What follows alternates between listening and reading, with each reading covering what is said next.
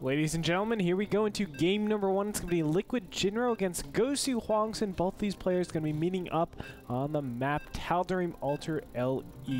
Should be pretty awesome, man. PBT on Darim. I mean, we've seen it before. We'll get to see it again. Hwangsin, one of those players that I know we've talked about a bunch as perhaps being known as a bit of a cheesy player, but I think he's just one of those players that will actually just go ahead and take any advantage he can see. If he sees a weakness in your play, he'll try to exploit it for sure. So, you know, Jinro has to make sure that his builds are going to be completely safe and that he doesn't leave any timing windows open. And we do see Jinro really doing some safe builds in the past, especially against any Protoss cheeses. A lot of times he's actually going up to that factory tech that we've seen so many different times. After that fast expansion, normally we see the 3 barracks after a gasless expansion. Jinro really favoring the double gas directly after the 1 barracks, and he can get that siege tank out there that just gives him that complete safety. You know, I really love when Terran players use siege tanks in TVP, man. I think they have a lot of potential, especially defensively. Obviously, it's a little bit difficult to move forward on a Protoss player with siege tanks and make sure you get your siege mode up in time. You have to be a little more careful about leapfrogging tanks forward, etc. But, you know, defensively, they're probably one of the most efficient defensive units in the game. I guess you could say the Sentry would be another one, just because of the force field. But it's really, really good to have a unit like that on your side and be able to use it effectively. And that's, of course, exactly what Jinro knows how to do, because when you're in that type of a situation where you want to go put pressure on your opponent and you perhaps don't have your entire army back at home, your opponent goes for some type of pressure on your front, you know, just having units that are going to be that much more efficient when you only have a couple of them there is going to help out quite a bit. You know, we talk about positions so much on this map, particularly when they are in close positions. Close positions is pretty important. Now, it's important to know who's clockwise to the other person. Whoever is clockwise to the other person actually has a slight advantage positionally. We do see that Hwangsin, once he takes his natural over here, he has a very easy push distance all the way down to his opponent's natural. Now, he does have to go all the way around from ground, but if he has range units such as Stalkers, such as Colossus, he can go ahead, either deny any of these SCVs that are mining off of these particular middle fields, or he can even kill that Vespene gas that adds a huge bonus and really hampers your opponent's economy. Absolutely, it's definitely a strategy you can go for. A lot of players also like to go for Blink on this map so you can defend against drops. And also put on some pressure, of course, with this type of a spawn situation. Hwangsin would be able to just use something like an Observer to actually get into the main base of Jinro. With Blink Stalkers, you can put pressure on the add-ons of buildings, supply depots, etc. But, you know, we'll basically just have to wait and see what his choice is going to be. I feel like most players in this type of a situation are going to go for the one gate, one gas expansion. We don't see a second gas up just yet from Hwangsin, so it looks like that is going to be his choice. You know, basically, if you add on that second gas, you are spending more minerals, and you know, you have those 3 probes not mining minerals for that entire time. So you have fewer minerals available to you. Your expansion is going to be a little bit later, and generally, you're not able to use that gas until like a minute or 2 later, anyways. So it's understandable. You know, some players do go for the double gas when they go for the expansion, but it looks like Jinro might try to block the expansion from Hwangsin. But you know what? He sent his probe early. He actually doesn't even have the minerals yet. So Jinro microing around, but not really going to affect that much. He's probably just going to leave as soon as that happens. We do see from Jinro's base, he's just going the very standard Marine Marauder timing attack right in the beginning when Concussive Shell ends. He's going to get 2 Marauders, and then as soon as that happens, normally we see this barracks change off into a reactor and another barracks being plopped down there. The interesting thing is, if he goes for a 3rd barracks or if he goes for a factory, normally we see factories coming out afterwards and just staying off of 2 barracks. He might opt differently since he knows Hwangsin is a very, very aggressive player. I like what I see him doing, man. He's actually going to make that Reaper before he switches off. That'll be able to get into the main base of Hwangsin, get some nice scouting information, maybe get some probe kills. Of course, when he moves forward for the aggression with those Marauders at the front, looks like the probe has seen them. When he moves forward for that aggression, Hwangsin's going to be focusing at the front with his Stalkers, trying to defend. He might even have to pull some probes since he only has 2 Stalkers right now with a 3rd one popping out here. So he might just be a little bit less defended in his main mineral line. And meanwhile, of course, the expansion's already a 3rd of the way done from Jinro. Meanwhile, Hwangsin is a little bit ahead in that regard. He's about a 3/4 of the way done on his Nexus. Just added on 2 additional gateways, and he hasn't thrown down a Robo just yet. So, of course, the fact that he saw that Marauder means he knows nothing like a 1-on-1 is going to be on the way. Here we go. The bunker is actually placed. Now the Stalkers are going to get in here. He needs to join up with this 3rd Stalker. probes are now being pulled off, and that third stalker isn't actually being used at all. One stalker goes down already, and these Marauders are kiting all of these probes. Oh, but the SCV is being targeted. Unfortunately, the Reaper not being paid attention to. There we go, finally being sent in the mineral line, but it's too late. Now the next stalker has already come out for Hwangsin and will be able to defend. There was actually about 10 seconds there where he just had his Reaper just sitting there and could have gone to the mineral line. So very unfortunate for Jinro. Could have been in a much better situation right now. Could have had a nice little advantage. But unfortunately didn't get that. Now it looks like his attack is going to be foiled. There's the cancel on the bunker. He's going to be forced to fall back right now as he only has these 2 Marauders. Although maybe he'll go in for the aggression. He's actually starting to move forward yet again. There's actually only 1 stalker here for Hwangsin. Of course, he has 1 left in the main to watch for that Reaper coming in. So he's got to move back. He does avoid that concussive shell for now. These sentries trying to move forward to help out with the engagement. Nice force fields go down, isolating 1 Marauder away from the other one, but the stalker does go down. And that's got to be really annoying for Hwangsin, because in this situation, with just pure Zealot sentry, it is a little bit more difficult to actually go get some scouting information and put on some pressure, since you don't have those stalkers to run forwards and use up their shields on the bunkers.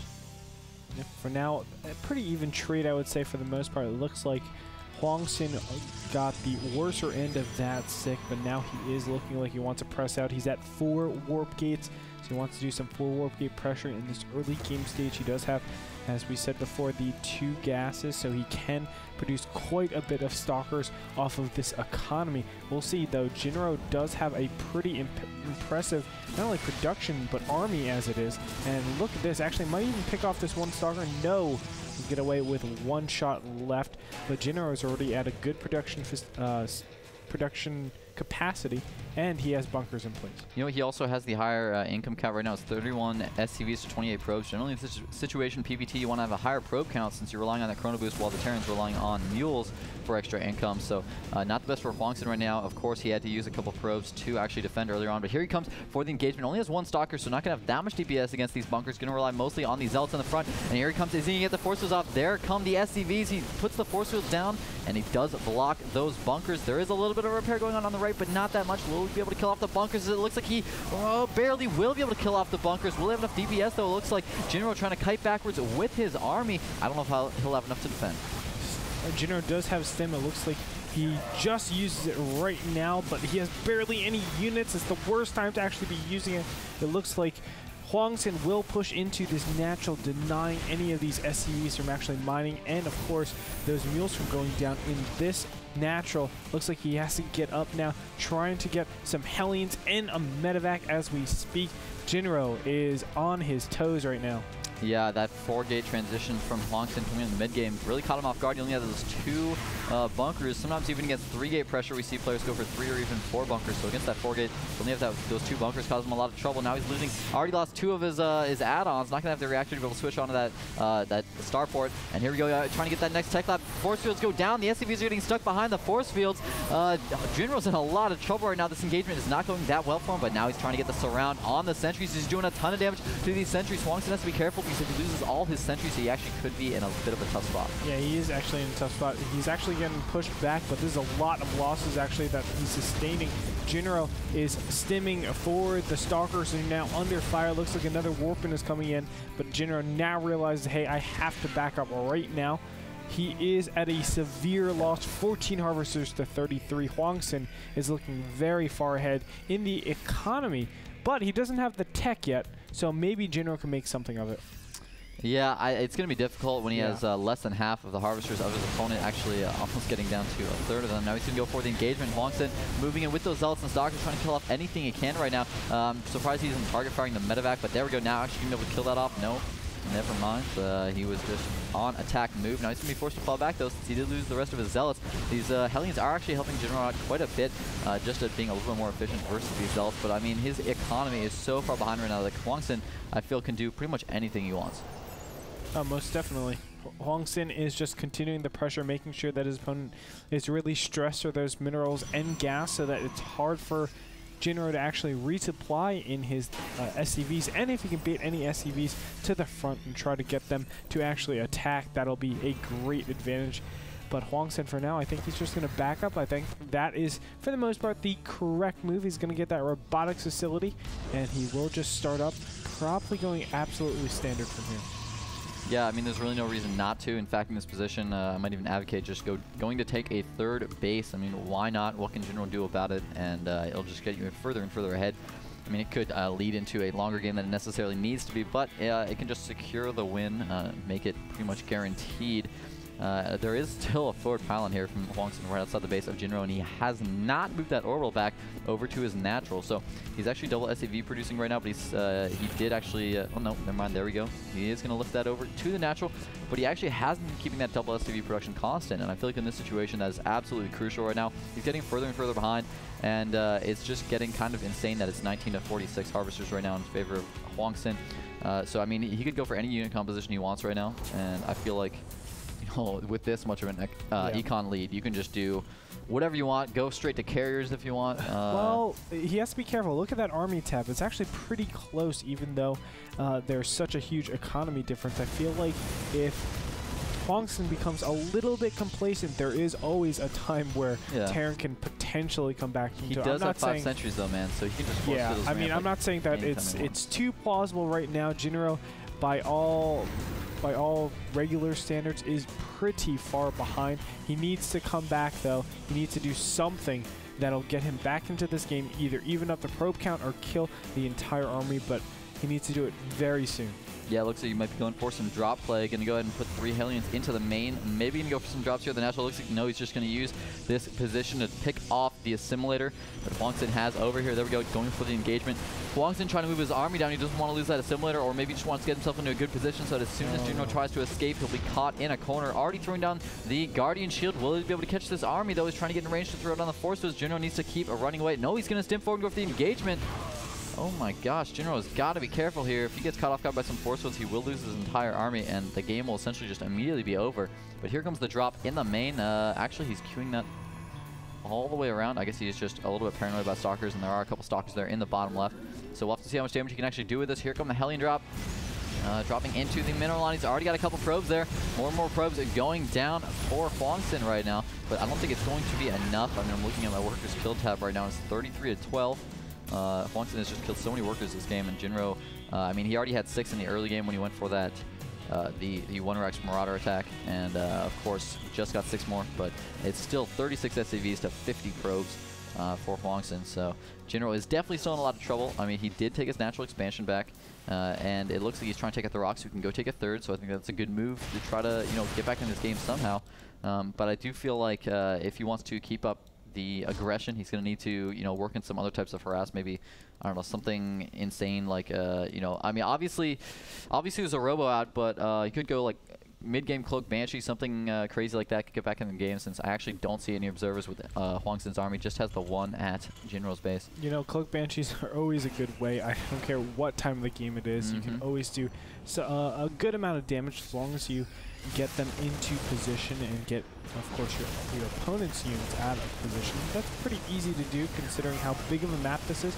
You see, again, Jinro picking off this one assimilator. Oh my god, it's a little bit down, and there it goes. It looks like, again, Hwangsin is not in the correct position to actually defend that. So he will have that forfeit, but still, Jinro, look at those supplies. 94 to 141. Jinro is actually supply cap. He needs these bunkers desperately for now. He's just trying to do this passive play. He wants to actually defend up, but he's actually using a little bit of aggression to keep him safe, keep his opponent in his base. I think time has run out for that, and now that Hwangsin just has a massive army and 2-2 on the way, it's going to be actually very difficult for Jinro to defend any of this. Yeah, especially with most of his army out of position. He's got this huge kind of like away team of units up here at the top of the map that he's not going to have at home to defend. So, I mean, he does have 2 bunkers, but that's clearly not going to be enough. Look at the small number of units he actually has there to defend. So, if Hwangsin does move forward for this aggression, he has 2 Immortals in this army, so he can easily kill off the bunkers. Oh my god, Hwangsin! Looks like he's going to pull his entire army back all the way across the map because there's a drop going on in his main. There's a double drop that went on, and one of the medvacs just got destroyed before it could unload any of the units. It looks like the other one is terribly damaged, so Jinro is going to take a massive loss from that aggression. It looks like now Hwangsin is bearing down on his opponent, and Jinro does not have much to his name. Yeah, it's going to be really difficult to defend. He does have the 2 supply depots in front and the 2 bunkers behind, but I don't know if they'll be enough with these 2 Immortals doing a lot of damage. There's the Guardian Shield. The Zealots charge forward. He's putting down force fields ahead of time. Look how fast that first bunker dropped with the Immortals target firing it. There goes the second one. The supply depot is going down as well because he's actually just on attack move here, but these charge Zealots are proving to be too much for Jinro, and he's relying really heavily on Marauders. So of course, those Immortals are doing an insane amount of damage as well, and it looks like he's just bringing those drops back home, not actually trying to do some aggression at the same time, but I mean, this is just pretty much insane. 73 food to 156 food. There's not much of a way. Jinro can get back in this game, and there's the GG. Hwangsin's going to take game number 1.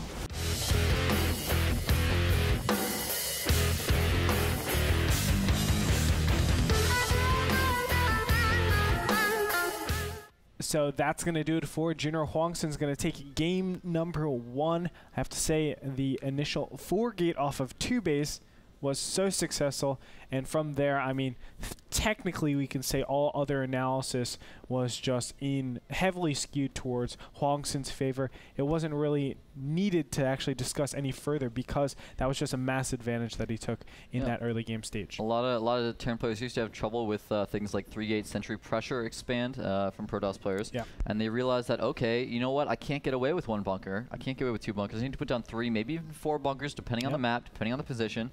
So against a 4-gate build, I mean, having 2 bunkers, which wouldn't have worked against a 3-gate, you know, up against a 4-gate, it's going to cause some serious problems for Jinro, so just wasn't quite well defended against enough, rather. But I feel like the entire game came down yet again to scouting, where Hwangsin was able to see that Marauder coming towards his base with that probe early on in the game, and that gave him so much information. Since he knew his opponent was going for Marauders, he wasn't going for something like a 1-1-1, and therefore he did not have to get the Robo to get that those Observers out, those Immortals out. He's able to go for that 4-gate and put on all that pressure. Yeah, a lot of times you do get punished because of going 4-gate. Of course, something like Cloak Banshees just absolutely destroys it build order-wise. As you said, the scouting is so pivotal in a matchup like Terran versus Protoss.